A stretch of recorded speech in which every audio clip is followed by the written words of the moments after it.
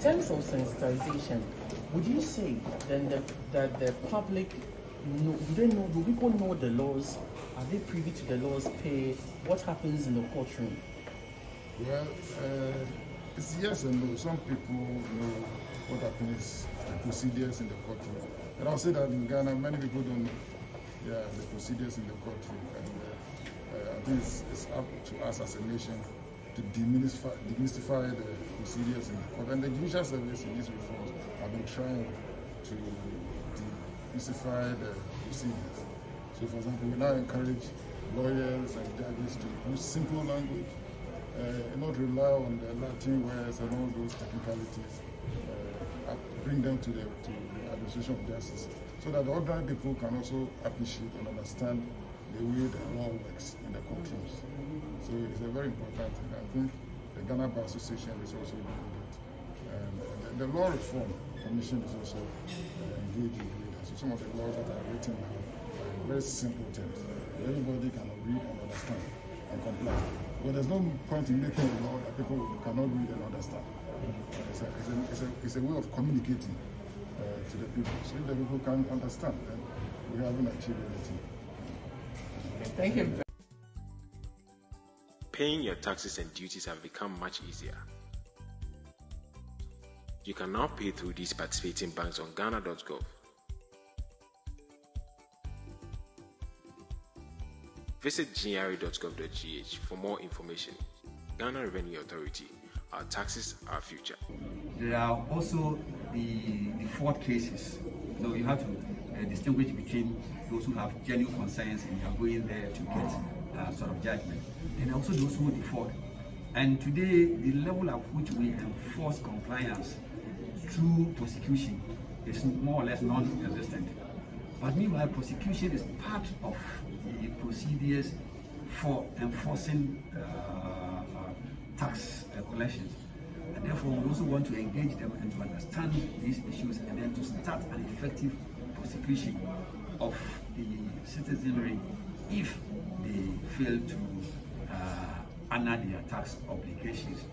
And then, lastly, we want to have forged collaboration so that together we work as partners. So the judiciary aimed at helping us, we also aim at helping them. That's why we came together to organize this training for the judges. No, you did mention that some persons have stated their professions. They are with the finance, social and so professional. They are with the other sectors, and yet they do not have things. Does it mean these people are not paying taxes, or they are avoiding some taxes, or they don't even know they are supposed to pay those taxes?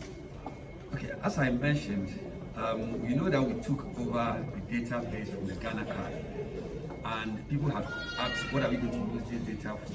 What I wanted to emphasize is the fact that this data gives us a lot of the platform to be able to identify potential taxpayers who currently are not registered with us. Now, if you find, for example, the example that I gave where there are a number of professionals in both the legal, legal professionals, there are people in the finance professions, there are people in the medical professions, and these people don't have any records with us. Now, we are doing further investigation into it, because it may be a situation where the person is paying the PAYE through the deductions as an employee, but this has not, he has not actually filed and registered as a taxpayer. When you have such a situation, it also means that that person might either not be getting some relief that he needs to get, or he's also not paying the full tax that he needs to pay, because the possibility of maybe some other income that he's getting, he's not declaring.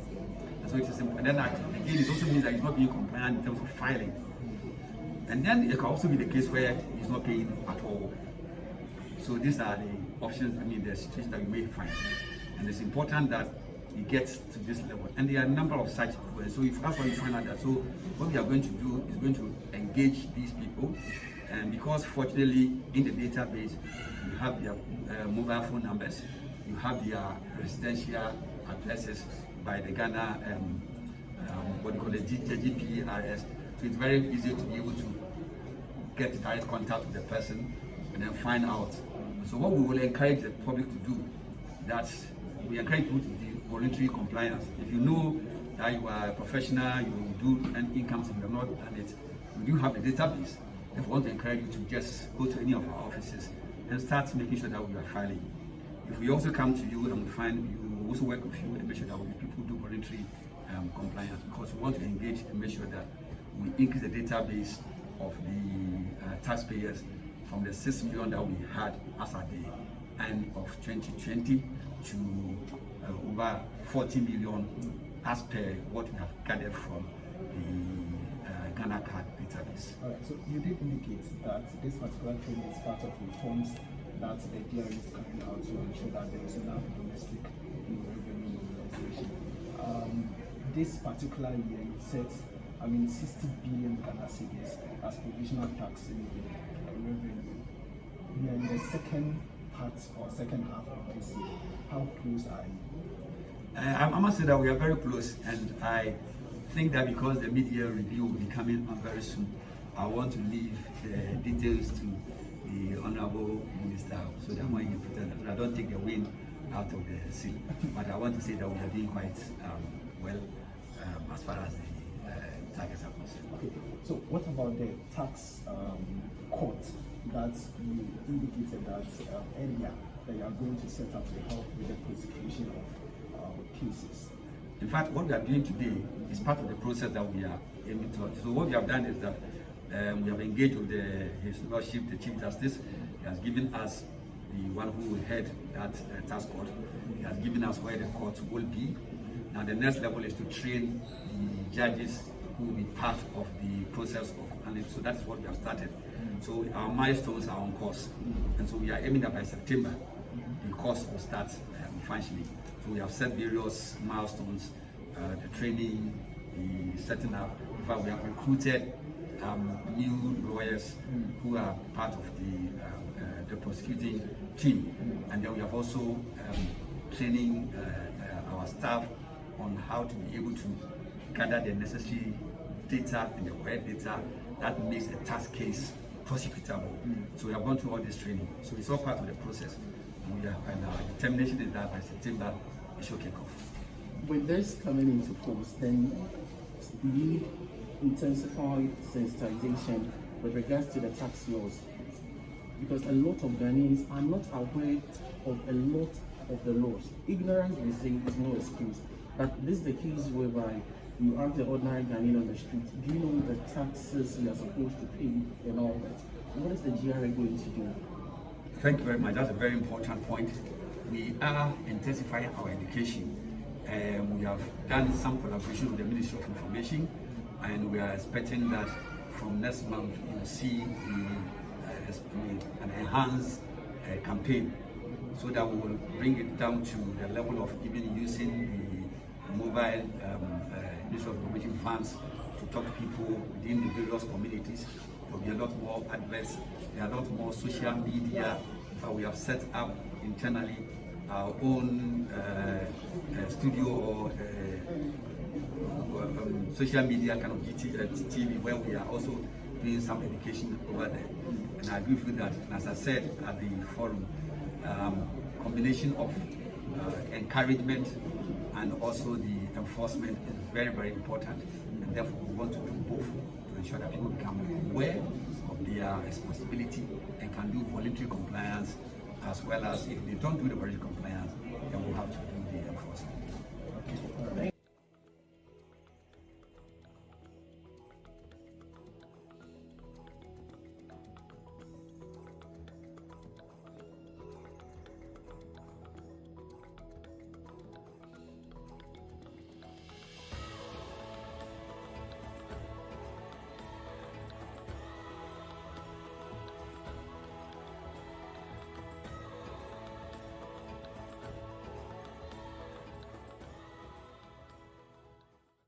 Ghana Revenue Authority is today and next week Friday organizing a sensitization workshop for selected high courts and circuit court judges. And this is a follow-up from meetings which the Commissioner General had with the Chief Justice and the Judiciary on how the judiciary can assist in GRA in achieving its target of revenue mobilization. Now, the fallout from the interaction has led to this workshop.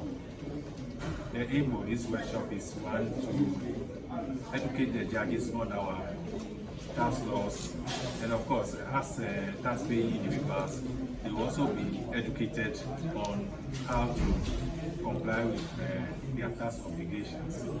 Also, when tax cases come before the judiciary, so that they will have a working knowledge of our tax laws and how to apply our tax laws in adjudicating tax disputes. Also, it's part of GRA's transformation agenda to effectively use prosecution as a compliance tool. And it's in this respect that we are also educating the judges, so that when prosecutions takes off fully and the cases come before our judges, they will understand the reason behind why we are prosecuting them. So we'll take them through our operational laws, how the various laws, basic income tax laws, VAT laws, petroleum tax laws, excise duty, and customs acts, and also take them through the various compliance tools under our laws. And finally, also the offenses under various offenses under our laws. Take them through it, the punishment regime, how it's to be applied, so that they will be very well educated when we bring a taxpayer before them on a particular charge. They will understand where we are coming from. And also, it also gives us the opportunity to also know how they see taxation, give us ideas on how to apply our laws. Where there's a need to seek amendments, we will also be advised by them. So it's going to be really a win-win situation where we gain from them and also prepare them for our prosecution agenda.